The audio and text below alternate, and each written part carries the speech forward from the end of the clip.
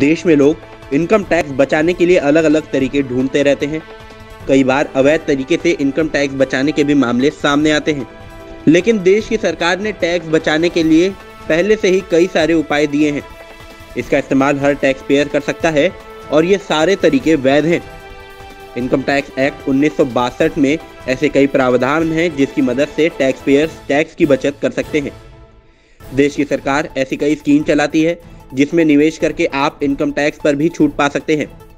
Public provident fund यानी कि PPF पर फिलहाल 7.1% की दर से ब्याज मिल रहा है।